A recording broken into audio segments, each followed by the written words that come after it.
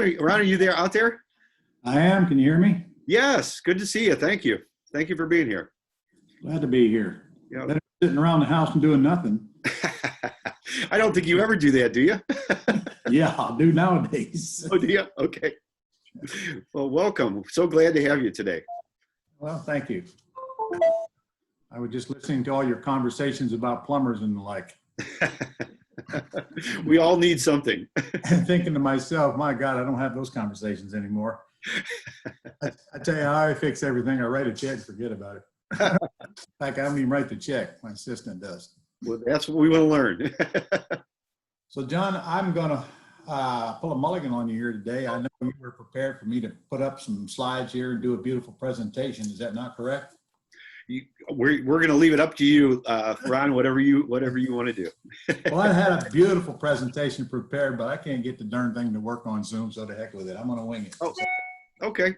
Besides, I never know which audience I'm talking to and how experienced they are and how many folks you got in that are new and how many you got been around a while. And it's usually a mixture of both. I assume yours is the same, right?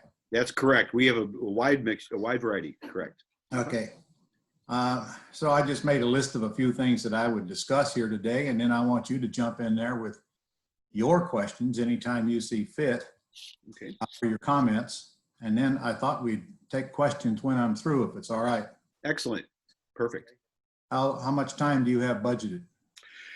Ron, we'll have as much time as you want because we're going to do some networking when you're done. So Right. I'm available all day. You shouldn't tell me that, John. You know, I can talk for days and not shut up. We can listen. So if you guys, I don't know, you want them to just ask questions as we go, what the heck? If that's what you would like to do, that's fine with me. Yeah. I don't care. I don't care. What do you guys want to do? You want to just take them as we go? As we go. Okay. That way you don't have to remember them, huh? All That's right. right. All right. Well, a little bit about me for those of you who don't know me. I've been around. I'm in my 39th year of this stuff now. 39th year and 32nd year of teaching it. And I've done it all. I've done over 1,000 wholesale, over 1,000 rehabs. And I've done, oh God, I don't know, I quit counting 3,000 houses 15 years ago. Don't even keep track anymore. But today, most of my business is the pretty house business or the terms business. Still do a few rehabs and not very often. Very seldom ever do a wholesale deal. However, I've been kind of lazy this year. I haven't bought but a couple of houses this year so far, but we're getting ready to crank that up. In fact, I just put the team together yesterday and had our first meeting to get us to doing 10 houses a month by the end of the year, which we will easily accomplish. So the reason we can do that is because we are extremely automated, systemized, and I'm a master of the delegation. I delegate everything, and boy, it took me a long time to learn that. I'm a man, macho man, like most of the rest of you out here. I want to control everything. I want to be in everything, make every little decision. But after I learned to turn loose of that, boy, things started happening quick when I let other people do what they do best and get the hell out of their way and do what I do best. And what you do best and what I do best is running our business and making decisions and not all other stuff. And certainly nothing like worrying about a water heater. That's negated immediately in my world. So we got to focus on the big stuff. We got to focus on the revenue. It's our job as entrepreneurs because nobody else cares near as much as we do about it. And the terms business that I adapted to about 15 years ago now has been really, really good to me because it eliminates most of the problems we suffer in real estate. And your growth, your cash flow, and your wealth just grow very, very quickly, and especially when we learn how to do it all tax-free. And tax-free is not hard to accomplish in real estate. You guys should never be paying taxes when you sell a piece of real estate, ever. And by the way, I'm going to do a free 5-hour thing on October the 9th. I assume you're all aware of that by now. Mm-hmm. Yeah. 5 hours of going through all the steps on how to make money in real estate. But the last hour is going to be working on deals that my team have called for the students who are on the event, literally called them, getting terms on the phone, and then I'll discuss them in that last hour. And you'll see an incredible experience with that because most people just don't have any idea what terms means or think it don't work or any of that nonsense. But I've been at this a long time, and we have ups and downs. We have recessions and high rates and buyers markets and sellers markets and all of that. None of that matters to me. I've never had a year where I couldn't make all the money I wanted to make in real estate. And that is true now, and it'll be true for as long as all of us are still alive. We just adapt with the times. And in fact, to be honest with you, the worse the market gets, the better it is for us. The easier it is for sellers to make the decision to get out, and the more buyers need homes. And since I sell on terms, I got that whole market to myself. In the terms business, we buy with terms, we sell with terms. That's simple, except I don't sell, I lease option. I buy with terms, usually with owner financing. Every once in a while subject to, but yeah, you could also plug in lease purchase in there with right to sandwich lease and lease option. And I don't do that. I want ownership of the property. I want title of the property. I want control of the property. And equally important is I want depreciation on the property. Depreciation has become a big thing in my life. When you're in a income tax bracket, you're always looking for some ways to get that tax burden down. Kills me to write checks to the IRS. I mean, it just kills me to write those checks. So I do everything I can to keep from writing those checks. And I've delved into a lot of different tax avoidance things that I don't even want to discuss here. But when you get to the point to where taxes keep you awake at night, just let me know and I'll steer you to a few things that you can consider. So because automation is already built into my world, it's all done for us. Everything's done for us, except for just a few things that we have to do. Then obviously it frees us up to do only, look, I have not bought many houses this year, but last year I bought about 3 houses a month. And I promise you, I didn't work 2 to 3 hours a month. And the reason for that is because everybody else did all of the work. And even when I rehab a house, I visit it twice. Once to see if I want it after my offer is accepted, because I make the offers before I visit the house. And then once to meet the contractor there, and that's the last time I go back to it. Because once I get the contractor agreed on a price, which takes 2 or 3 times, as you all know, the contractor starts to work. And then when the contractor is about through, I get my female real estate agent, one who's going to sell a house to cash out of it, to go do the final inspection. And I can tell you right now, if a female does the final inspection and it passes, there is absolutely no reason for me to go back to the house. So I only visit it. And if it doesn't pass, she gets hold of the contractor and tells him, come do this, this, and this that you didn't do. And I don't release that final draw until that female realtor has told me that it is ready to sell. And who better to tell me that than the one that's doing the selling. So even in my rehab business, I mean, I've gotten it down to where it just doesn't take hardly any of my time. And of course, you all know if you're wholesaling, that takes not much of your time anyway. I've never seen a more rabid market than we got out today. This country is just full of greater fools who pay way too much money for these junkers, having no idea what they're doing. And so we tap into that. And gosh, anybody that's got wholesale property should be rid of them very, very quickly. And by the way, I'll make you a suggestion. I tell this to all of my students. If you're wholesaling houses, establish the price that you think you want to wholesale it for, and then add $10,000. Trust me, do it. I dare you, because you can get it. Then you can send me 5 of it for helping you get that 10. Just kidding. Just kidding. I'm telling you, they just crazy out there. It's the craziest market I ever seen for people looking for junkers. I'm not going to get into this in detail today, but if you are looking for junkers, you got to get the heck out of the MLS and get into the world of FSBOs and learn how to actually market and get them to call you. With a whole nother seminar. Uh-oh, what happened? Did I lose you? No, you're there. Well, I'm not there on my screen. Let's see. Uh-oh. Zoom popped up. I don't know what to do here. We can see you and hear you. Well, I can't see you. Maybe that's okay. Oh, no. It should be the other way around. All right. So I forgot what I was saying now. It's age, man. I just turned 74. Oh, wow. FSBOs.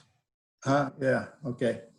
So the world of FSBOs now, the bad news is you actually got to do work. But the good news is that's where all the deals are. where you're dealing directly with the seller. And that's whether you're in the pretty house or the ugly house business. So fighting the MLS is a tough road to hoe right now. And frankly, very seldom do you get a deal out of that, at least a deal that I would approve.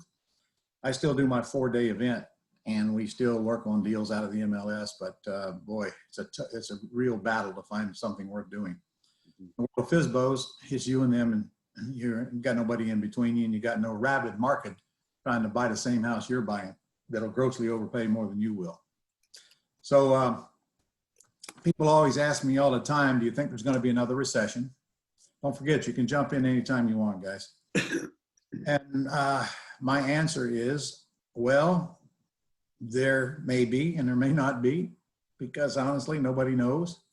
And the truth is, if you're worried about things like that, you should prepare your house so that there is no recession in your house regardless. I could make you a case that a recession would be a good thing for real estate investors, because it really changes our market big time, as most of you are aware of. The last time we had one, I mean, in 2008, it was a tough time, but those who were prepared ran toward all that opportunity and got very, very wealthy by running toward it, not away from it. Mm-hmm. If you have a recession, I'm going to suggest that you start setting yourself, well, whether we have one or not, you can run this business, you can do this business without risk, without any kind of risk, if you take heed of the biggest issue that will bring risk upon you. First of all, guaranteeing debt. I do not guarantee debt. I ask my students not to guarantee debt, because guaranteeing debt is the #1 biggest problem you can create for yourself. It is the one thing that can take you out and really make life miserable when things don't go the way you plan, like they didn't in 2008. Mm-hmm. Folks went out because of guaranteed debt. I took my licks as well, because I was in the commercial at that time and had a lot of personally guaranteed debt on developments that I was doing all over the country. But in single family houses, there's just absolutely no reason to guarantee debt. Yet I still see people out there doing it day in and day out, because they think that's the way to buy houses, go down the bank, get a loan. That's not. That's the way to get into bankruptcy. You can buy all the houses you want without guaranteeing debt, and I will literally prove it to you on the 9th, because we'll buy some right in front of your face. John, I just did a 4-day event. Get this. 4-day training, I'm training, and 2 of my team are calling leads sent in by my students. And we had 170 leads to start with. That's a property information sheet filled out, by the way. Our VAs filled them out, but our students sent in the leads. We only got a hold of 114 of them, okay? And 26 or so of those were listed. So take that out of 114. And out of the rest of those, we got 23 deals. 23 deals in 3 days, $1.4 million in value. I calculated over $800,000 in non-refundable deposits coming in on the lease options on these houses, and $10,500 a month in cash flow. This is all projected, of course, just from that 3 days work, and they're all terms deals. And yet 3 of those deals were 7-figure houses, and 2 of those were zero down. Wow. So that just gives me, I mean, that's a great example of how this business can work when you get your head in it and start doing it correctly. So to me, it's all about terms. I'll give you an example. I like the higher priced houses because I spent most of my life dealing in the lower priced houses where all the problem is and all the work is and very little the money is. Gradually, I upgraded to learn that the more dollars you waller in, the more stick to you. And when you learn to waller in those dollars without risk, and now that makes it a whole lot easier. So I'll come back to personally guaranteed debt. There is no way I want anybody to go into the bank to get a loan to guarantee debt to buy a house. Too easy to buy them without it. And by the way, there's only so many of those loans you're going to get, and they're going to cut you off anyways, as you guys all well know. I would suggest, just a suggestion, if you have a bunch of properties now that have personally guaranteed debt on them, I think it would be a great time to put those things on the market and sell them. Now, while the market is hot, get the money now. We don't know what's going to happen to it, especially after the election. Importantly, get that debt off of your credit report and off of your financial statement. And now start learning how to buy these things and using the tools that are all in front of you to buy them without your personally guaranteed debt. By the way, you'll buy them a whole lot faster, a whole lot more of them, a whole lot less grief, and a lot higher priced houses because you don't have to go down to the bank, get a loan, put up a down payment and all of that junk. I'm, you know, not hard to prepare yourself for a recession, but fortunately, honestly, you should do the same thing with or without one. And then there's this cash flow. To me, cash flow is king. There's equity is great. Cash flow is better. If you don't believe that, think back to 2008. I lost millions of dollars in equity in 2008. You know, I'd trade a little bit of cash flow for a lot of equity. Cash flow is what makes you feel like you're very, very wealthy, even if you're not yet. Cash flow gives you peace of mind. Cash flow lets you sleep good at night. Cash flow keeps your relationships healthy and keeps your health healthy because you're not worried about money all the time. So I work with my folks to get that cash flow way, way up as fast as possible. Now, in old school thinking, I go out and buy a $150,000 house. Okay, I can put tenant in there and I can give me a little bitty amount of cash flow. But I can go out and also buy a $750,000 house with owner financing with little or nothing down and probably get $1,000 a month cash flow on a house I have not personally guaranteed, does not show in my credit report, and in fact does not even show in my financial statement because it is not personally, it is non-recourse debt. And all the debt we get is non-recourse. When I buy with owner financing, non-recourse, take over subject to, non-recourse. Nothing I'm going to do is recourse. So therefore, think about how well that'll make you feel when you're worried about somebody coming after your marbles because something happens, usually beyond your control. None of us started the 2008 recession, but all of us had to live through it and adapt accordingly. A lot of people lost their homes, millions and millions, because they weren't prepared. A lot of investors went down the tubes because they weren't prepared. Okay, there's good debt and there's bad debt. You all know that. Good debt is any debt that creates revenue. Bad debt is any debt that doesn't. Your home is bad debt. You're not getting any revenue out of your home. But anything we can do to create income, such as all of these house deals that I'm doing with non-recourse debt, think about it. The worst thing that can happen if the whole world went to hell in a handbasket for me is that I lose all of the properties that I have no money in to begin with and have already made money prior to that time. No creditor will come after me. My credit report will not get hit, my financial statement, because you see, you don't report non-recourse debt on your financial statement, ladies and gentlemen, which I hope you make a note of that one. It does not show on your financial statement, nor does it have to, and any good CPA will tell you that. So you go out and get $4 or $5 million worth of non-recourse debt and then build your cash flow huge. And then when you actually do present a financial statement to whomever you wish, you're going to look like a hero because you got all this income and no debt. And then again, I don't want to get too deep into that, but that is reality. So I say, get all the good debt you can and get rid of all the bad debt you can. All right. In my world, I buy the pretty houses and I always want to buy them, not lease them. I buy them, which does mean I have to pay closing costs usually because I buy them with little or nothing down. And my exit strategy is to put a lease option tenant buyer in them.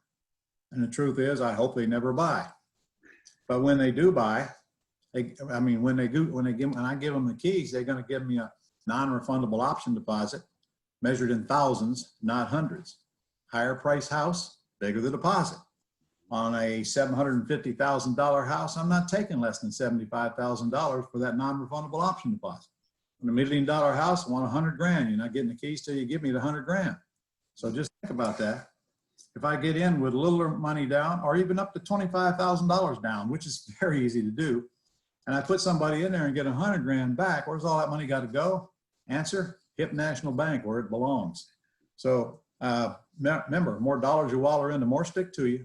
It's no harder to do that 750 than it is to do that 150. In fact, it's easier. I'll tell you why. People looking at a $750,000 house aren't broke. Most people looking at a $150,000 house are broke. So you got to sift through all the masses to get to the few that have enough to work with. on a $150,000 house, I want a minimum of $15,000 and they're not getting the keys to my house. I'd rather have a vacant house than have the wrong person in it, as every single one of you landlords are aware. Mhm. So I'm going to, my exit is lease option if it's in excellent shape. My exit is lease option if it's not in excellent shape. I call that a work for equity, where the tenant buyer does all the work with their money and their labor in exchange for a discounted price. And whenever they get around to it, they go to the bank and get a loan.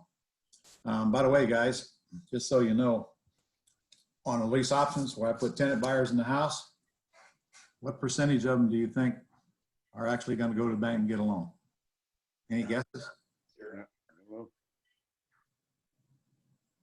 50, 50? maybe? Maybe? 20, How many? 20%. 20? Yeah, I was going to say 20 also. Anybody else? Probably 3. 10. 10. Oh, 10, okay. 10%. Now, is that a bad thing? Okay. No. We're all trained when we're growing up in this business to go get that almighty check. We're hell bent on getting that check, aren't we? Well, think about this. I put somebody, I just called it a $250,000 house. I'm gonna get 25 or 30,000 of them the day I hand them the keys. I've already gotten paid more than most people are getting paid to rehab a house. It takes 6 months. Okay. Now I'm gonna get monthly cash flow all along the way. And I'm telling you, several $100s a month, not $50 a month. And then I'm gonna get debt pay down every single month. I'm going to get appreciation, and then I'm going to get depreciation, which many people take for granted. And then when they move out, they forfeit their deposit and I go do it again. That's going to be hard to beat that when you're doing wholesales and rehabs where you get one check, pay maximum taxes, and got to go do it again and again and again. And when you quit, your income quits. My terms business is I quit, the income doesn't quit. I do the job once, I keep getting paid forever, and the golden goose just keeps on living. Mhm. It took me 25 years to figure that out. That's all. Okay. Let me see. Remember, you guys are supposed to be jumping in there with questions to make my job easier today. I love the terms, Ron. The way you're doing this now is just it's a great way to do it. I love the way it doesn't show up. Personal guarantee is one of the things that before I knew better that I always did myself. I don't do that very often nowadays, but I still have a lot of those personal guarantees on my books, on myself. The houses? Yes, in houses. Uh-huh. I'm telling you right now, I'd put every one of them up for sale while the market's so hot. I know Yeah. the market is hot there. As soon as you put them up, they're gone if they're in good shape. What a great time to do it. Yeah. Now, don't do it though until I show you how to do it tax-free. Okay. And it's not like you think it is. It's an exchange. But I change one house into 3 houses Mhm. and get 3 times the cash flow. I get 3 times the asset value, and I get more money than I put into the exchange back very quickly. So that's probably something that, you know what, John, I'll be happy to show your whole room that when I'm prepared. I'm not prepared right now, but Oh, that's great. Yeah. actually I'm probably going to do that on the 9th. Okay. So yeah, Okay. I mean, just everybody needs to know this stuff. There's really, I'll give you guys the 3 ways to do this tax-free, and you'll have to do your own homework for right now until I get around to spending more time with you. Mhm. One is a 1031 exchange. What we do is we take one house that we're cashing out of. Let's say we get 100 grand out of it. We take that 100 grand and we go use it for down payments and buy 3 more houses we can buy with owner financing, which is very easy if I got to spend 100 grand on down payments. Very easy. Okay. Mhm. I'm going to buy higher priced houses than I sold. I'm going to get 3, 4, 5 times the monthly cash flow. And I'm going to get 4 or 5 times the asset value of the one I sold, because I'm going to buy higher priced houses and I'm going to get 3 of them. But here's the cool part. When I buy those 3 houses, I'm going to install tenant buyers in them and get more non-refundable deposits back than I gave up to make the exchange effective, if you understand what I'm trying to say. Oh, yeah. Putting 100 grand into the exchange, I should get at least $150,000 back out of these 3 new houses, 3 houses that I'm buying with owner financing. And the cool part about it is that 150 that I get back out of them is my money. It has nothing to do with the exchange. I can do whatever I want to do with it. And there are no taxes. It's a beautiful thing. And then, of course, how many of you have no idea what I just said? I love it. I know exactly what you're saying. Got it. This is Arthur. I have no idea what you just said. Okay. I'm new, brand new. Well, you know how hard that is without anything to work with here. So I followed it. I just don't know that I could go out today and I couldn't go out today and do that. You know, but I followed what you said. I followed it all. I thought, yeah, this is cool. I get it. couldn't go- But I'm brand new. And I have no cash to work with. My That's good. idea is to go out and do some kind of real estate investments where I don't need my own cash and I get cash. well, I'll see you on the 9th, hon, because that's exactly what I'm Yes. thinking. Okay. And in What are fact, the two other ways, Ron? yeah, all right, I'm getting to them. I got to answer a question first. Be polite. There's no presidential debate here. Okay, that was funny. Yeah. Now you make me lose track here. First of all, if you're That new, was that's a good good because I don't have to take all that garbage out of you. I got to do the rest of them sitting there. Yes, my teacup is very empty right now. Yeah, okay. I want a clean slate. And if you have no money, that's good because you don't need any money. And if you do, it's going to be a very small amount. And if you need, and you can't get that, trust me, there's somebody on the screen right now that'll help you with that.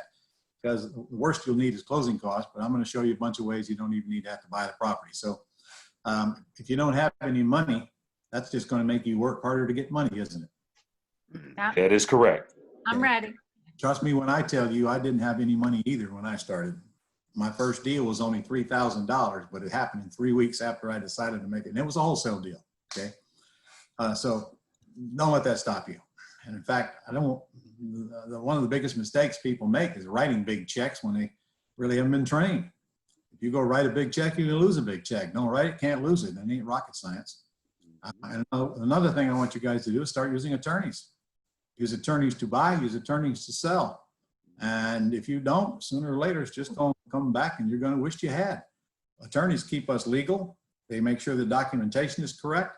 And equally as important, they make the other side aware that we have a real legitimate deal here and they haven't been scammed. Buying and selling. And here's the big one. I don't know about Missouri. Maybe you do, John, but in Florida, if I have a title company close my deal, I have to buy title insurance. Mhm. If I have an attorney close my deal, I don't have to buy title insurance. It costs me $500 cheaper than the title policy. Mhm. And in the pretty house business, I don't buy title insurance. It's a waste of money. Don't need it. I'm taking over a debt or I'm creating a debt to the seller. What am I insuring? The nothing that I got in the house. What a waste of money. And of course, when I'm paying cash for a house, I absolutely insist on title insurance because I got risks there. Did that answer your question, young lady? I'm good. I'm listening. Now I got to get to the other two, don't I? All right. Second one is a Roth IRA. Mhm. All of you should have, because you can buy houses in your Roth IRA and never pay taxes on them. Mhm. However, there's a catch. In your Roth IRA, if you have debt, if you take over debt, you create debt, which you will do in the terms business, and then you sell that house, it will trigger unrelated business income tax, which is UBIT, and you will get taxed on that property. That's kind of foolish to do when there's another way not to do it. And if it doesn't have debt, like a wholesale deal or even a rehab, the money's in your IRA to do the rehab, good place to do is Roth IRA, zero tax. Okay, and you can take that money out anytime you want. And no, there is no forced withdrawal at 70 and a half like there is on a traditional. So now the third way has a little known tool that most people aren't aware of, and that's a solo 401k. Write that down. A solo 401k. You have to have an LLC, and you can't have more than husband and wife as employees. So what? How hard is that? Mhm. You can go to a bank and set up a solo 401k. You can contribute up to 60-something, I think it's up to $100,000 now, but that's not what I'm here to tell you. Contributions I could care less about. You set it up like an IRA, because you can choose like an IRA or like a traditional. I think you want to set it up like a Roth. So now here's the cool part. You get the checkbook, unlike your Roth IRA. And now you can go do deals in that solo 401k, including the ones with debt, and not pay UBIT. That's reason enough right there for you to have a solo 401k. You can also borrow against that solo. You cannot do that with your Roth. So very inexpensive to have, by the way, and you don't have to have a third-party administrator like Quest or Equity Trust or anything like that in the middle of somebody's got to set it up for you. Somebody's got to file a simple little report at the end of the year, but it's not a big deal. So in the exchange, the Roth and the solo, there's no reason to ever pay taxes on the sale of a piece of real estate. By the way, back to my exchange, for those of you who understood it, you've only got 45 days after you sell that property to name the other three. So you got 180 days to close, but you only got 45 days to name them.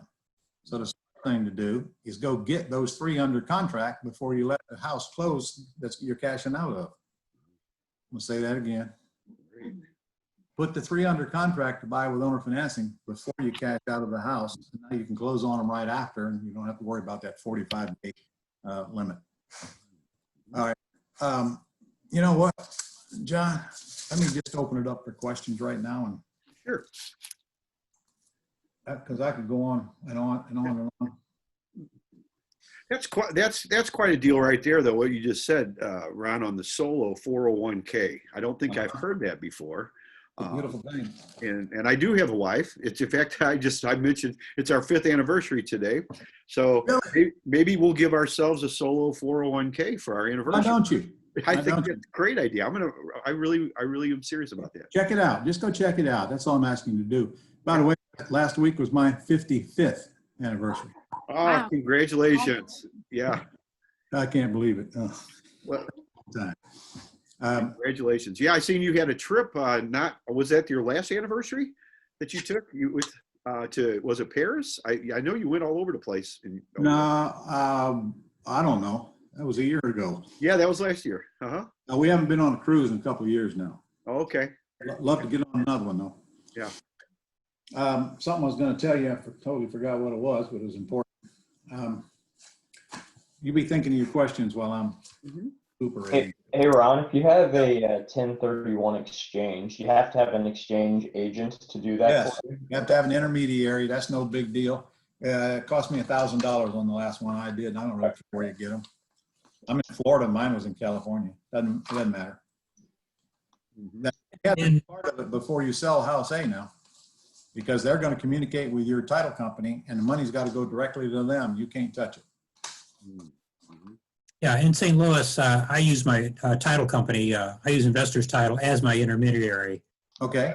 Well, that's good to know. They've been charging like $750.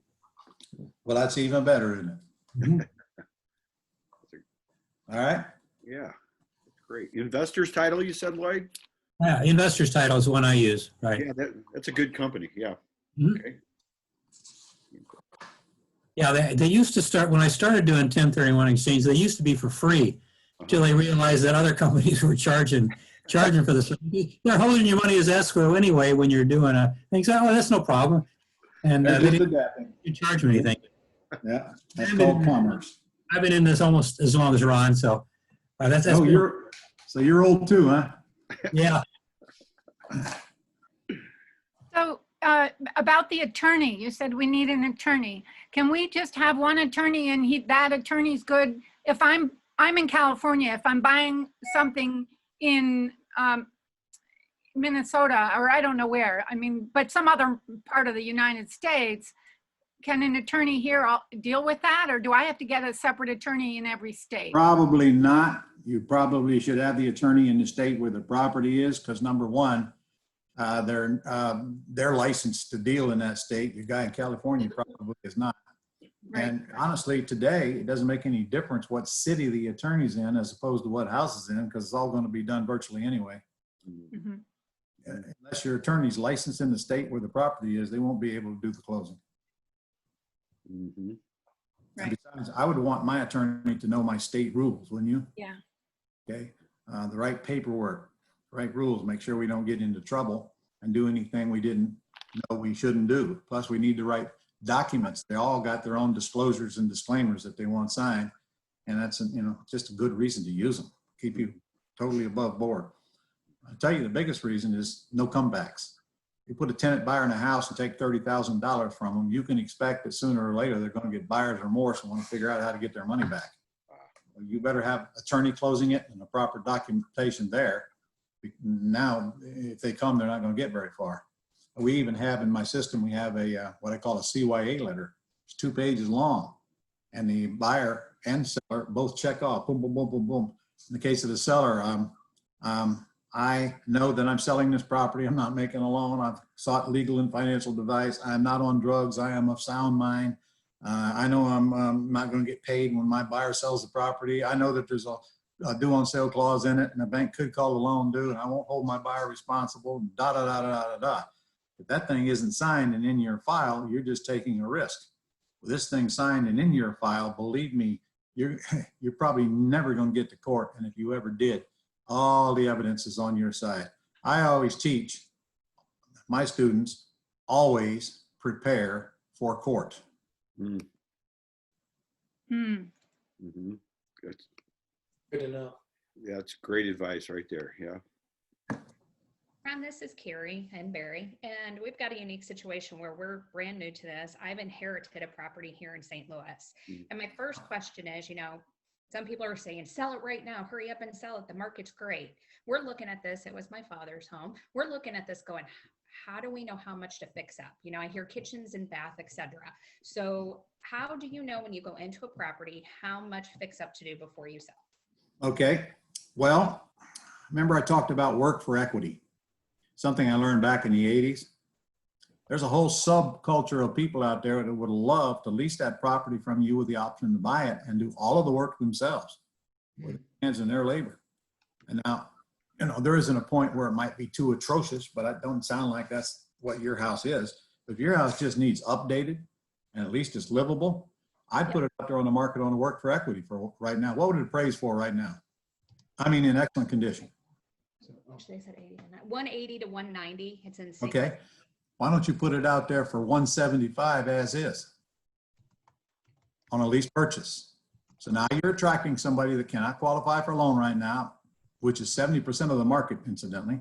And that is our market. That's who we attract. People can't qualify for a loan right now. And we're giving them the opportunity of getting what a public service we're providing for them.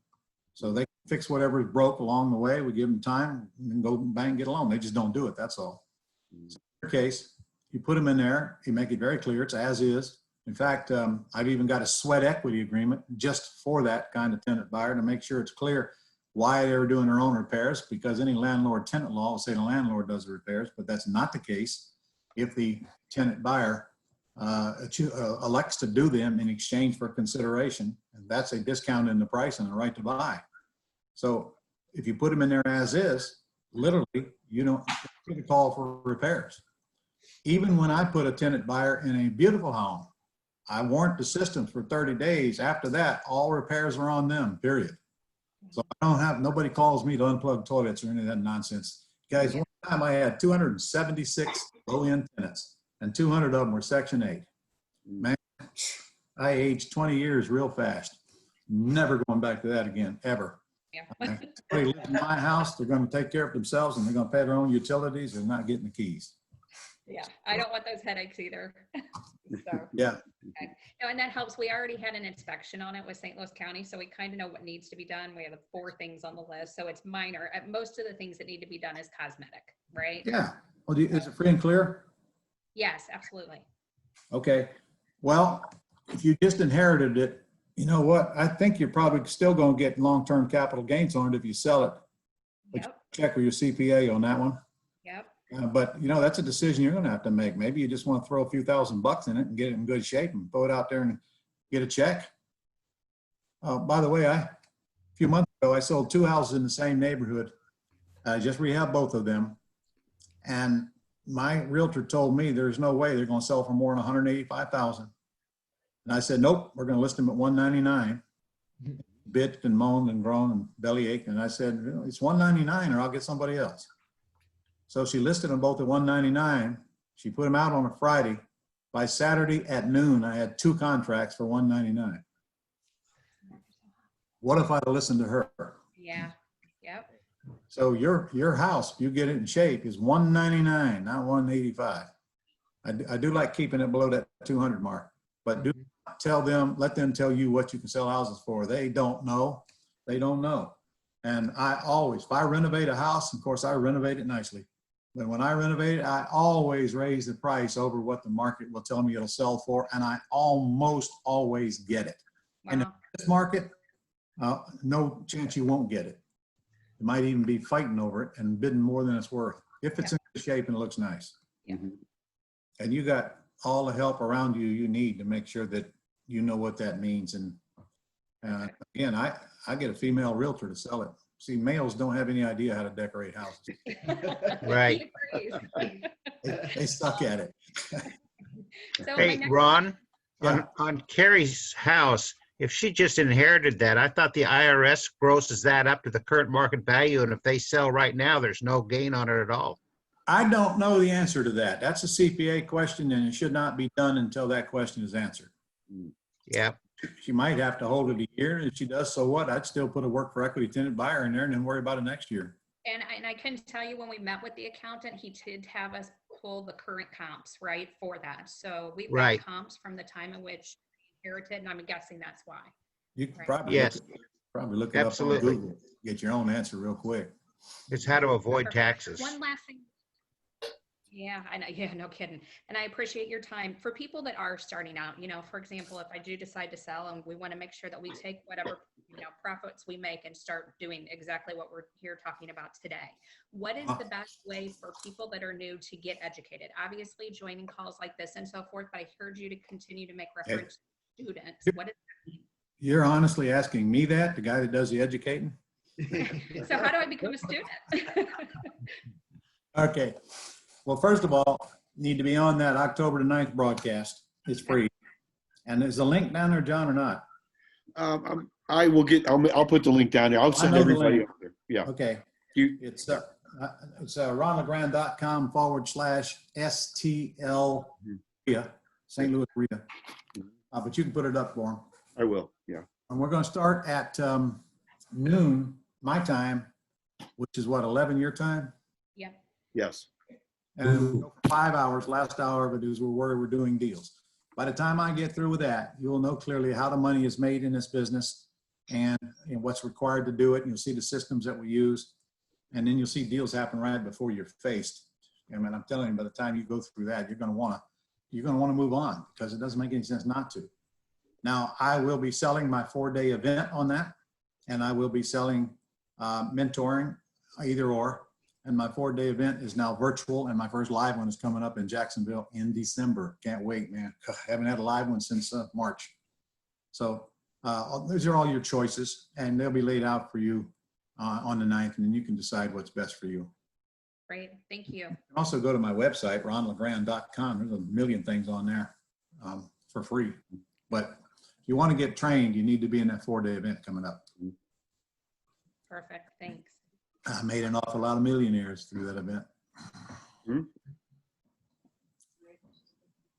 All right, who else?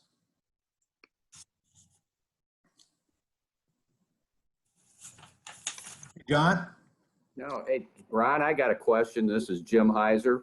Hi, Jim. Hi. In 2008, there were some really good deals. By 2009, 2010, we even bought one on an auction. Do you foresee a year from now having that same type of scenario with so many people being laid off now? And do you see foreclosures really rising? Is it going to be a significant where you can really get a lot of, really good deals? Or how do you compare it, relatively speaking, to the last one? Well, John, I can't help but think that there's going to be more foreclosures, what are sitting out there waiting right now. But then I think it depends on who gets elected. Because if the Democrats get elected, they're probably going to just pay off their debt for them or whatever they do, because they're giving away everything for free, And then, of course, any kind of either government can step in and maybe provide some kind of foreclosure relief system. I don't know. With all the money they're giving away right now, you just don't know. Yeah. But the truth is, I don't really care, because if it happens, I'm going to be part of it. If it doesn't happen, I'm going to go on and keep doing what I'm doing. I will tell you this, it should be a lot easier to buy houses from people when they're 8, 9, 10 months behind, regardless of what the government does. But even if the government has a plan to keep them in it, I think you're going to have a lot more motivated prospects that know their way behind and probably can't even comply with a new plan if there is one that the government brings up. So yeah, I ain't going to happen until next year, but if it does, I'll be right there with the rest of them chasing the foreclosures, but I chase them a little differently than most people do. And there's plenty of deals out there. I don't really care what the market is, to be honest with you. People always need to sell and other people always need to buy, and it'll be that way till long after we're all gone. Yeah. Hey, John, you there? John Lee? Yeah, I'm here. I'm right here. I'm sorry. I thought, I know so many people wonder how we can get these terms on these houses with this market so hot. Mhm. Thought maybe you and I do a little bit of role playing. Okay. And so the system starts with getting the leads from multiple different sources, leads meaning houses for sale by FSBOs. Our virtual assistants call them, get the property information sheet filled out, because that's the harder work, okay? Then we take the property information sheet and we make what we call the closing call to the seller, which takes just about 3 minutes, all right? So on that property information sheet, there's a place where my VA asks, would you consider letting us make your payment until you're paid off or make you a payment? And that's a yes or a no question. 30% of these come in yes on that question, which means they would consider terms. So we start with those 30%, and then we call the other 70% with a different script, which I'm not going to get into right now, but that different script explains all the benefits of them selling on with terms. So let's go into the you and I'm going to call you back, you're the seller, and I'm going to show you why we get these deals done, because we don't make offers, folks. We do not make offers. We let sellers make us offers by asking them questions. They make us offers. Get that in your brain, and that'll make a big difference on the way you think about this. So I got this sheet, John, and you said yes, you'd consider it. So I'm calling you back. You ready? Yes. Okay. Hi, is this John? This is John. Yes. John, this is Ron LeGrand. You talked to my assistant yesterday about the house you had for sale. You got a minute? Yes, sir. I sure do. Okay. Well, look, I'm the principal here, and I'm actually the one who writes the checks. And my indication is that you said yes when you were asked if you would consider letting us make your monthly payment for you. Is that correct? Yes. Yes. Yes. Right. Well, I just got 3 questions to determine whether I should come out and take a look or not. Okay. Number 1, what is the least you could take for your house, John? 700,000. 700? Yes, sir. So are you telling me that that's the best you can do, John? Well, with what I owe on it, that's probably close. All right. But you're flexible on that? A little bit, maybe. Yeah. All right. Well, we usually buy with nothing down, okay? Okay. All right.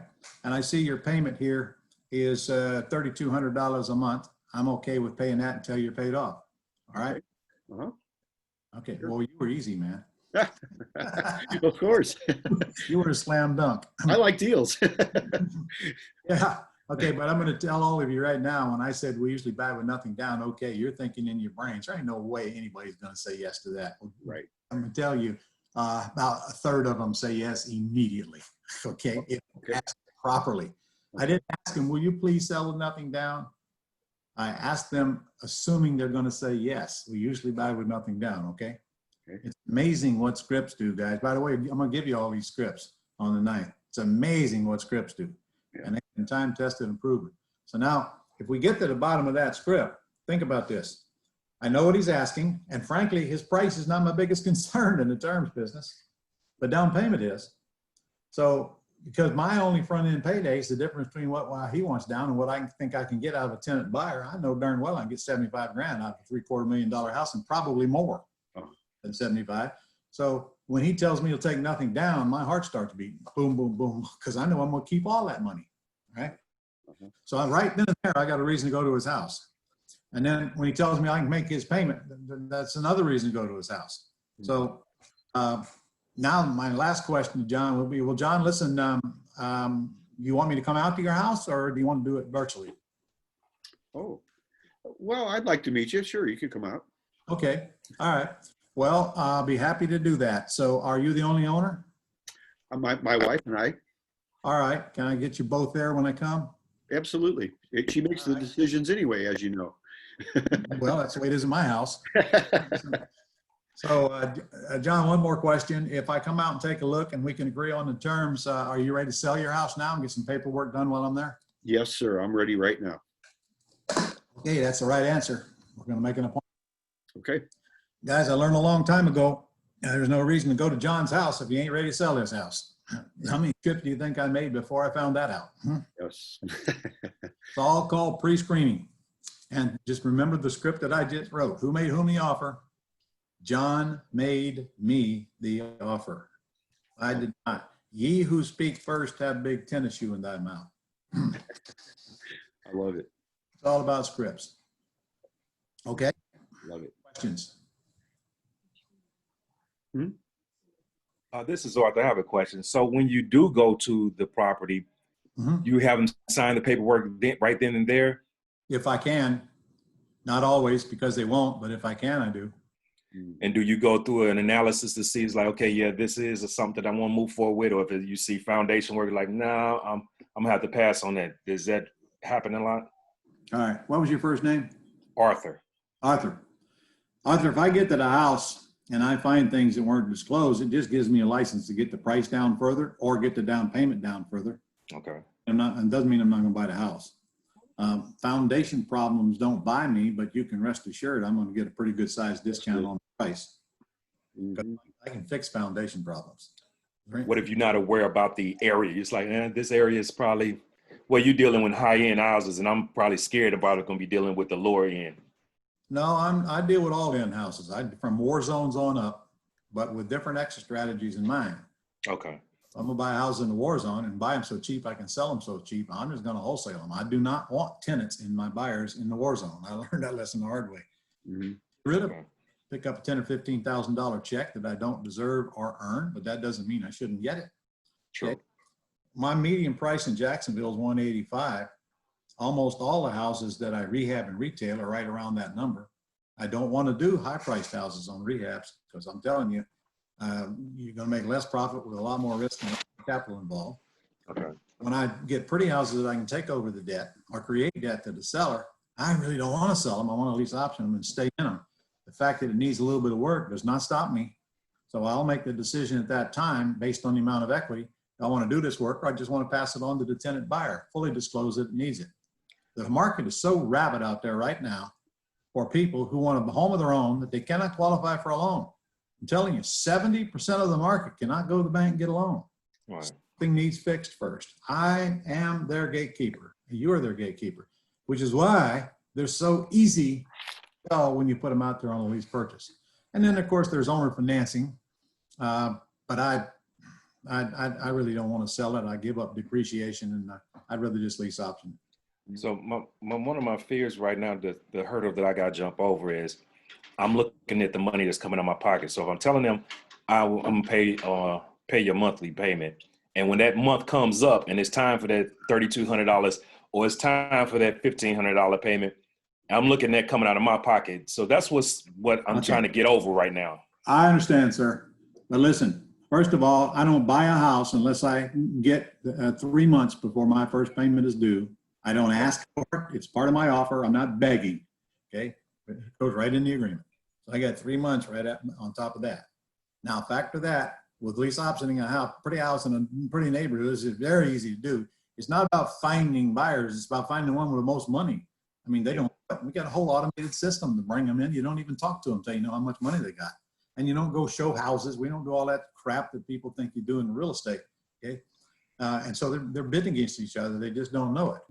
Now, let's say the 3 months goes by and your payment is due. What are your options, Arthur? Well, number one, there's always suicide. Well, no, not with the kids. No, can't do that one. So what's the next one? Okay. I'll try to sell it.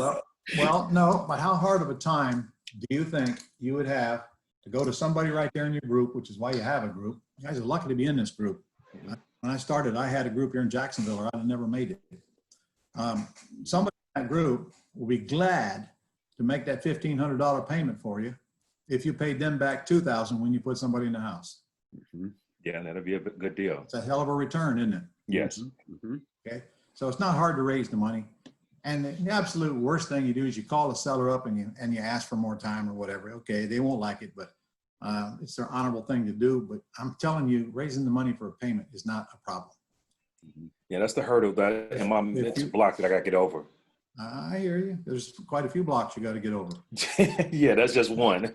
Yeah, you get over them or you don't get over them. Oh no, I'm a get over type person. I just got to figure it out. I hear you. But I can tell you this, the little things you're worried about right now, you're going to laugh at here in a few months. I'm ready to laugh then. Okay, brother.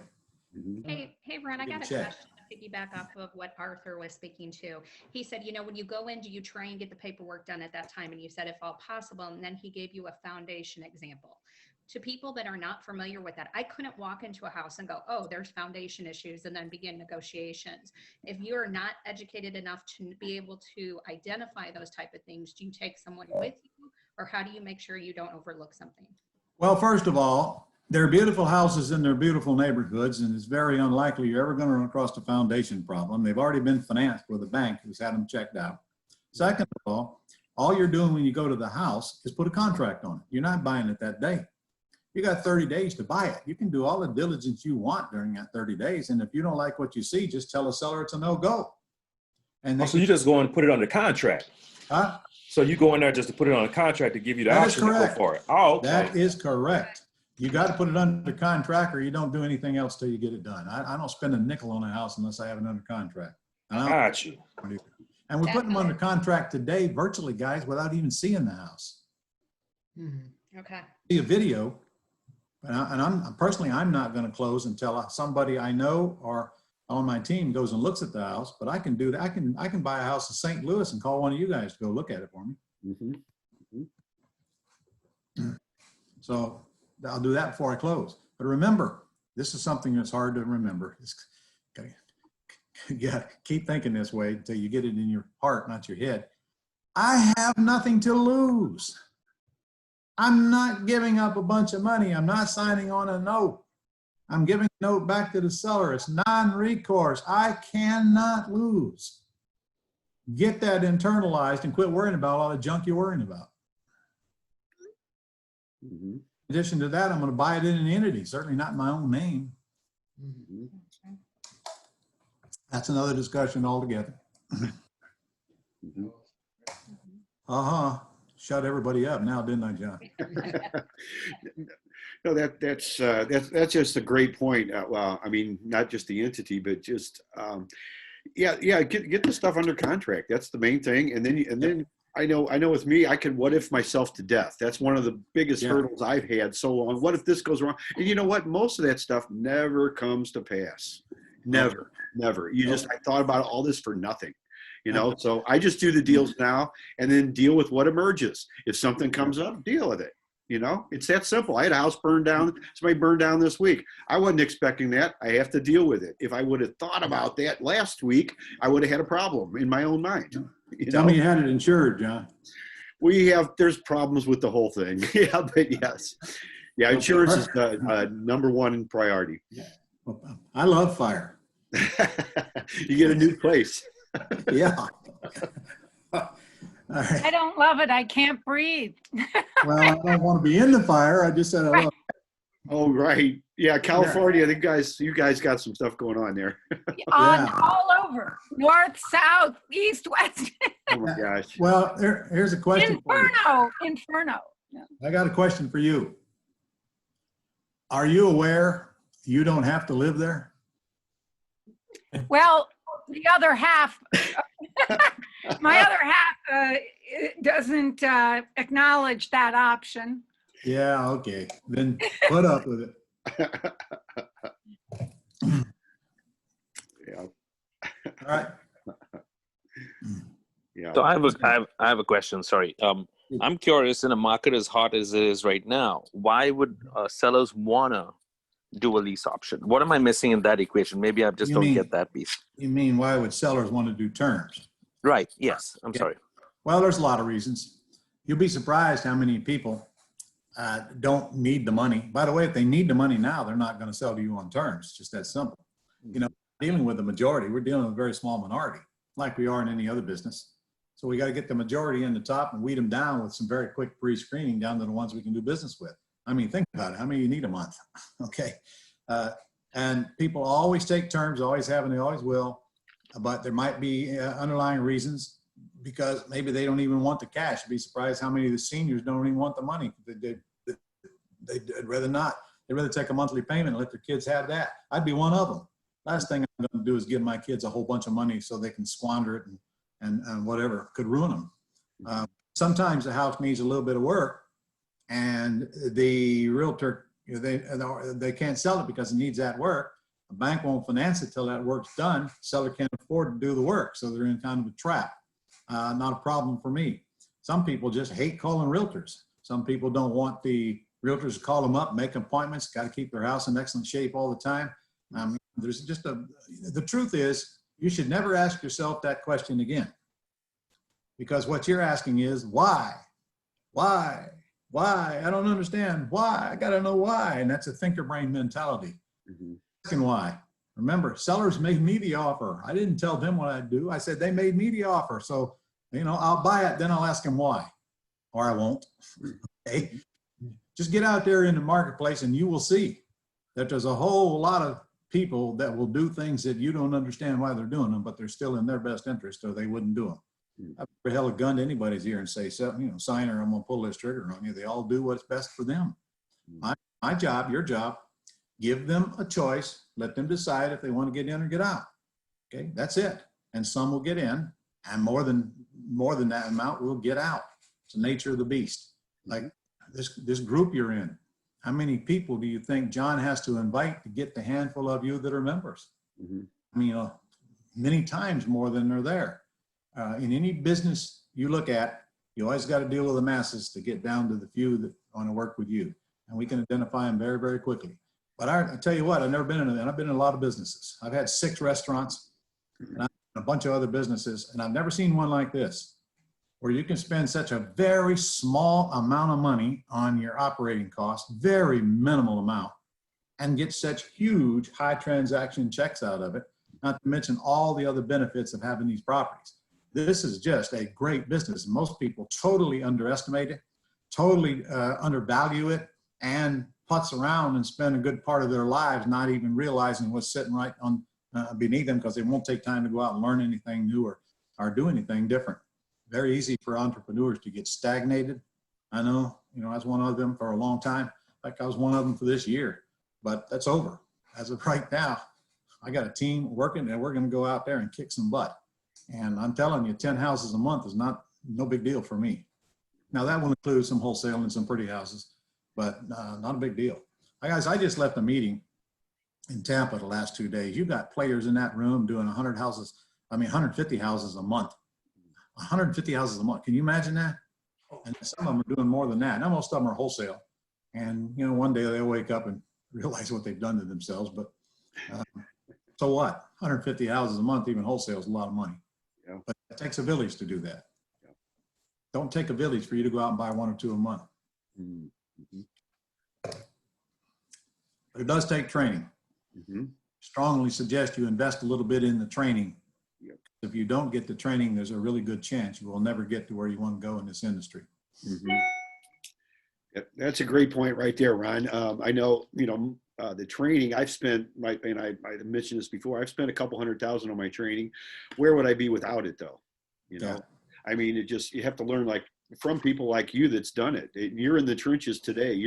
This is not based on theory. This is stuff that's actually working today, stuff you're doing. And that's really who you want to learn from, is people actually doing it. I mean, because we can read all the books in the world, but unless somebody's doing what's going on today, because I mean, even 6 months ago is different from what I'm doing right now. So the training is so valuable. It's just so important. Yes. We've learned to adapt in this COVID environment. I mean, frankly, I'm not doing anything much different now than I was before COVID, except some of the times I'm not going to the house. Everything else was done virtually anyway. It wasn't no big adaptation. I haven't been to a live closing, John, in probably 15 years where it's all virtual. And I'm doing commercial properties as well. I have a commercial mastermind group with students and send in deals, and I've I help them, and I'm usually put up the money, and we're doing some land development stuff as well as some other stuff. And man, I'm always active in the business. I cannot not be active. So it's a fun business to be in. Yes. As long as you don't let it run you. It's the best because everybody's in the real estate business anyway. I don't care if you're renting and you just go to Starbucks. You're paying Starbucks rent when you go there and buy a cup of coffee. So we're all in the business, indirectly or directly, but we're all in it. You know what I tell everybody? What's that? You might as well learn real estate because you're going to live in it and work in it when you're alive, and you're either going to be buried under it or spread over it when you're dead. That's it. That's it. Absolutely right. Okay, who else got questions? Yeah, this is Eric. I got a question. Shoot. I just recently did started my own 401k, solo 401k, because I'm recently getting ready to retire at the end of the month. What I did was roll the money over from my job and roll that over into there. My question is, do I still need to do a Roth IRA, and why? No, you don't. You don't have to. No. All you got to do is remember that you got to play by the IRA rules. You better understand what they are, and the biggest one is you cannot be personally compensated out of that entity. Understand? You can take money out on a normal withdrawal basis, okay, but you cannot get paid for the activities that you do for that entity. Just like your IRA. You got to be careful that you understand those rules, because that's self-dealing, and you can be clobbered if they catch you with self-dealing. Don't do anything. You understand the rules. You've transferred the money. That's good. But now you can take that solo 401k and do anything you can do in it that you would do outside of it. You can do in it as long as you comply with the rules, and don't be paying yourself. And yourself means your parents, grandparents, children, grandchildren, spouses, linear descent, and any company that you control. You can't do business with any of them. They can't live in your house. You can loan money to them. They can't loan money to you, and so forth. So you live by those rules. Now you just make the decision, okay, this one's going to my solo 401k, but even the earnest money deposit should come from that solo 401k. So now here comes the profit. It goes into solo 401k. Payments come out of it. Rent goes into it. So it's a separate entity, all of its own. And it needs its own bank account so that you keep all that right there together. And under no circumstances do you mix any of that money with any of your other entities. Yeah, I have that all set up on the LLC with the trust and all that. So I have all that set up. Okay, so you have an LLC that is owned by your 401k. Yes. That's the right way to do it. That's the way I teach it, even with your IRA. And that way all the money goes in and out of that LLC. And then you take title with land trusts that are owned by the LLC that's owned by your solo. Okay. Right? Okay, good information. Thank you. Are you guys having any trouble using land trust in Missouri, John? It's actually, our state it's more of contract for deed. I know that's just the way they do it. That's a different thing altogether. Contract for deed has nothing to do with land trust. Okay. Land trust is an entity that owns the house. Contract for deed is a way to replace a wraparound mortgage or deed of trust. A contract for deed is a lien on the house. Yeah. Owns the house. So anybody in this group using land trust? There are some that do it. I know people that say they do that. Okay. Well, I had a Missouri house one time, and the attorney gave me a hard time, but he still, he did it. It may not be all that common. So, hey, Ron. Yeah. This is David Randolph, one of your students from many years ago, and I use land trust all the time, even in the rehabs when you're flipping and getting rid of them. I still do a land trust. I do short sales, and I do the short sales of land trust in St. Louis all the time with the right title companies here. Well, David, why don't you share that contact with the rest of the group so they can avoid all that crap that people will tell them about land trust? Yeah. Share what contact? You with whoever's doing them for you. Are you closing with a title company or an attorney? No, here in this state, we're a title company. We're a title company in every state, but I'm still telling you to use attorneys. attorneys, I don't care if you order the title, but the attorney needs to do the closing, and the title company might have one within it. But by the way, if you ever have to go to court, your title company's not going to represent you guys. Your attorney will be a great witness. Even he can't represent you because he's part of the deal. But take my word for it. If I were you, I'd get an attorney involved. So are you buying title insurance? Well, you're doing rehabs, though. You're buying title insurance. Yeah, no, there's title companies provide the title insurance. We do our closing at title companies, and we always get title insurance. And you're right, you got to know the right title companies because they'll screw it up. So I'm putting that in the chat box. Okay, it's Investors Title.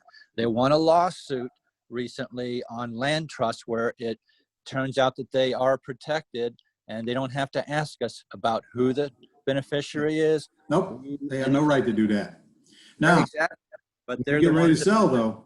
Recognize it. You're going to want a copy of that land trust showing who the beneficial interest is so that they can prove that the beneficiary gave the trustee the right to sign the deed. Mm-hmm. Mm-hmm. No big deal. Who cares? Trust is dead at that point anyway. Guys, you can go.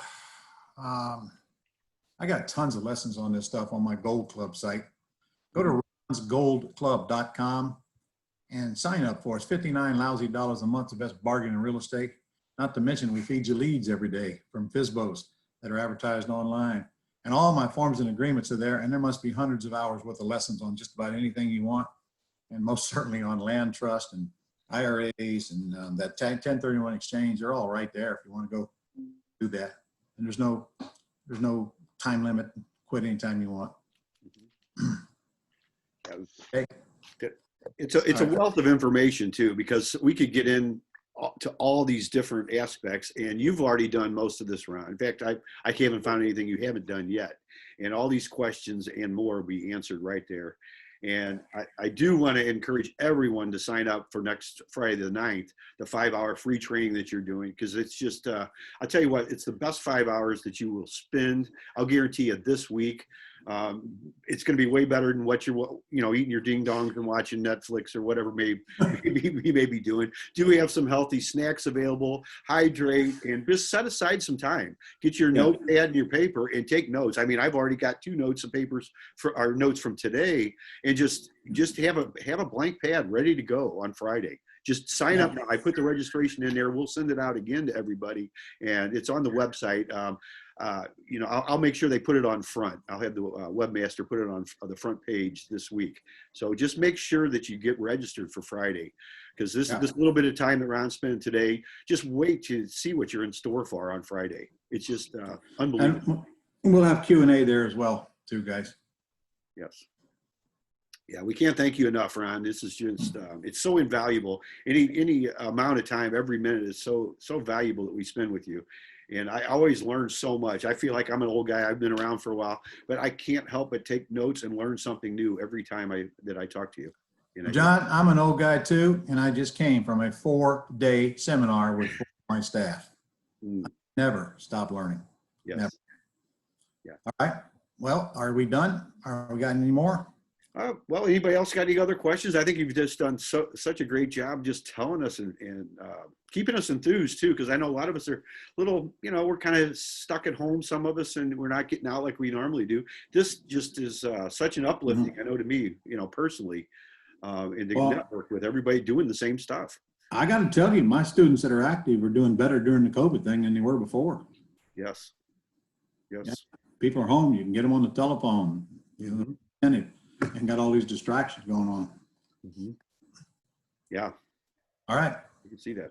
If you're done, I'm done. Okay. Well, thank you very much, Ron. And we look forward to seeing you on Friday again. We appreciate your time. We value that very much. Thank you, John. Thank you. Bye-bye. Thank you both. Bye now. Thank you. Thanks. Bye. Thank you. Okay. Anybody else got anything they want to say? We can, we'll go ahead and wrap it up, I guess. But thanks for coming early. Those of you that did, the networking is always good. We're going to do some more of that. We're going to start doing that more all the time. The haves and have-nots, the haves and wants. That's been something that Lloyd just put in recently, and that's been really, I think, really good. We're recording that separately. We'll put that on, a link on there too, because a lot of the things on the that we put up we don't have the chat, so I know we enter the information, but a lot of times if you mention it, it's good too. So just feel free to reach out for anything that you want, that you have or that you want. So Is Ron's class going to be through Zoom? the link's on I just put the link. Let me put the link in there again. You can go look at that. Let's see. John, can you hear me? Yes, sir.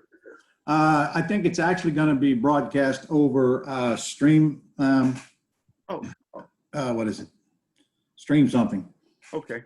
Which puts it over StreamYard, which puts it over 5 different channels. Right. Okay. Which includes Facebook and YouTube and Pinterest. I don't know which 5, but as soon as you register, you'll get that information. I don't think. Fantastic.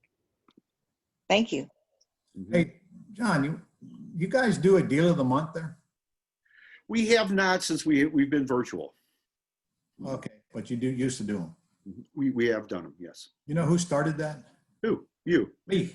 In fact, I was president of my group in 1984, and then we started doing that, and a lot of other groups have picked it up since. And that's what I think that's one of the most important part of the meeting. You see other people out there doing stuff, but anyway, just thought I'd throw that in.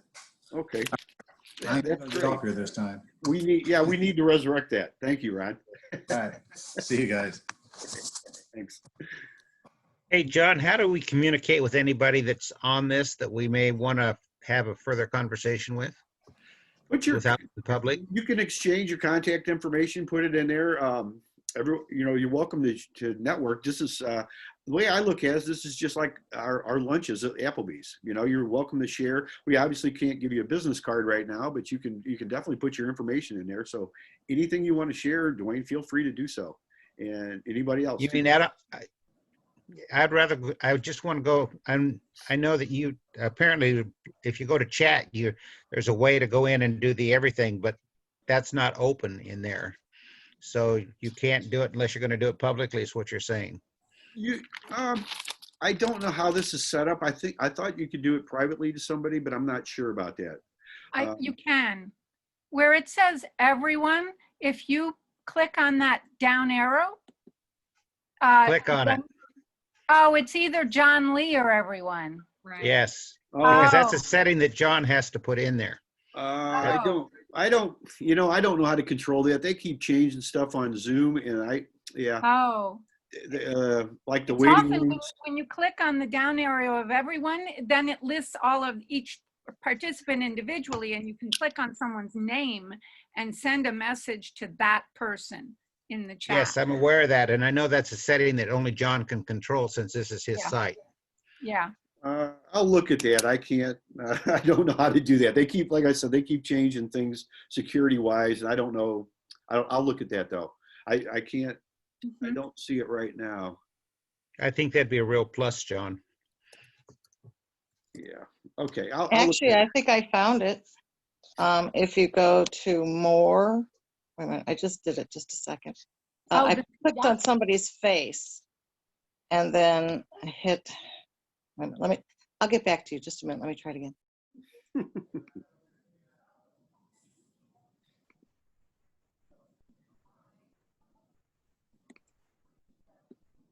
Well, congrats to David Randolph. Wholesaled a house in July to another rehabber for $104,000 profit. That's what I'd like to do, but I haven't done my first deal, and that may not be it. You go to participants. Oh, I'm sorry. I thought you were done. I'm done. You go to participants, and then you click next to the person's name, where it says microphone and the little camera. You click over there. And then if you look down at the bottom, it says send to, like I just clicked to Laurel, just to click anybody. And so I would only be sending to that person, it looks like. Can you say that again? Show that? If you go to participants, and like I'm going to click on John Lee. I'm going to click on like his microphone area way over there. Yeah. There's a little arrow. I'm going to click to him, and then it says send to John Lee only. Let me see. Like here's Dwayne. I'm going to see if I can do him. Yeah, down at the bottom it says send to Dwayne. or Dwayne, yeah. So it looks like I can send to each individual, like here's Aaron Rippey. I will, yeah, down there it says send to Aaron Rippey. So if you want to send to one particular person, it looks like you can send it that way. So if I just clicked on John Lee's picture and it says chat or pin video or show non-video participants, if I press chat, does that mean I'm sending John Lee a message, not to anyone else? Did you go to participants along the bottom where there's mute, start video, share? Okay, now, okay, I'm in the wrong place. Yeah, so hit down there at the bottom when you just click it, it says more. Right before more, there's participants. Yes. And then you would hit participants and go like to, I don't know if you can click their little face, or I just clicked over by the microphone because there's a little arrow. And then when I clicked that, I looked down the bottom, it says send to, and then it has the name of the person that that I clicked. Yeah, I'm not seeing You see that part. I'm not like- seeing that at all. On Really? Aaron, like take Aaron Rippey and I can click anywhere and nothing happens. Okay, well, okay, let's see, is Aaron available? Let me see if I can do him. Zoom Hi, has Aaron. some pre-recorded trainings you can go watch. They have so many of them in their library, though. I've watched a couple, but then they've changed stuff for security reasons over the last couple months now and then. But you can go to Zoom itself and look at their advanced trainings. That's probably what we're getting into, is more technical stuff. I don't know. I have enough stuff going on where I can't learn everything, and they keep changing it. But that's what I would suggest. Just go there and look at some of their pre-recorded trainings on this. The technical stuff, it's that's something a lot of times it takes a lot of our time. YouTube's a good source also. I learn a lot. I call it the YouTube University. That's a good place if you're ever looking for something that you need to know. Somebody else, I'll almost guarantee you, has already wanted to find out what you're talking about or what you're looking to do. So just go there and in the search on YouTube and just put in what you're looking for. Somebody's probably got a 5 or 10 minute video on it. It'll save you hours of trying to call somebody else that's not a technical person or do this, because we can all figure it out. But it's just it is something that I run into this all the time. It's not working anyway. I just tried texting Tom, and it didn't. It says I can't. Mm-hmm. Even though it looks like you can, as soon as you press send, it says you can't. Yeah. Sorry.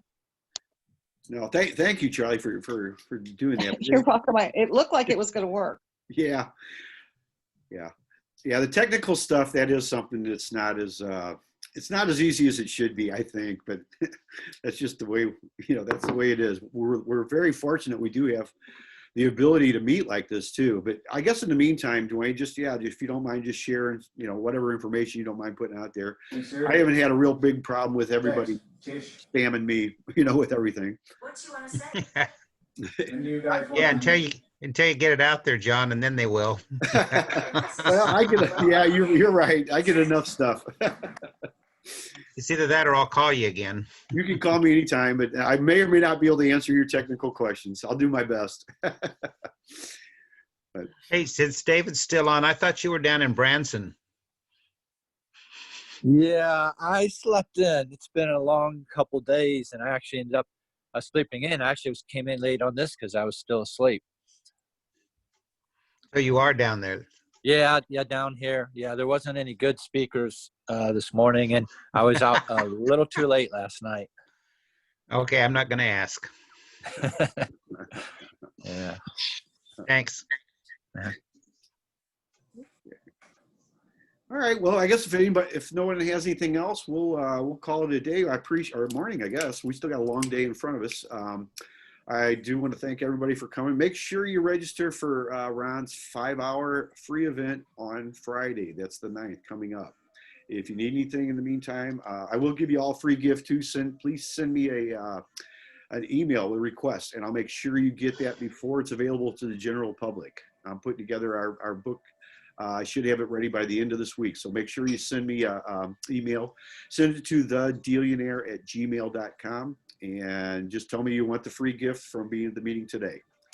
And we will keep John, we really appreciate you pulling all this together, getting Ron LeGrand and the annual workbook too. Mm-hmm.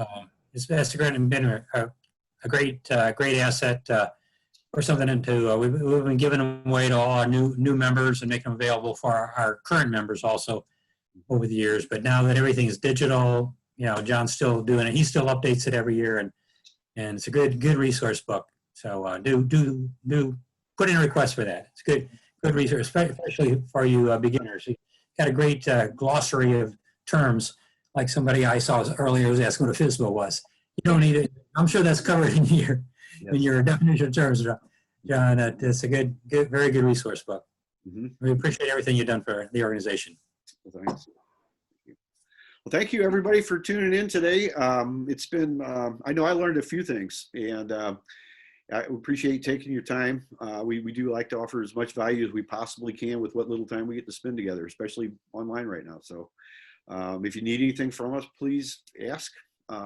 You don't know who you're going to run into on these calls. Their networking is just invaluable too. So be sure to sign up for Ron's event on Friday, and watch your emails. We are going to have many other events coming up here soon. The year's not near over. I know we're coming into our last quarter, but we've got a lot more in store for you. A lot of good value. So thanks again. Thank you, John. Thank you very much. Yeah. Thanks, John. Thank you. Right. Thanks, guys. Have a wonderful weekend. Thank you. Thanks. We'll see you soon. All right. Thank you.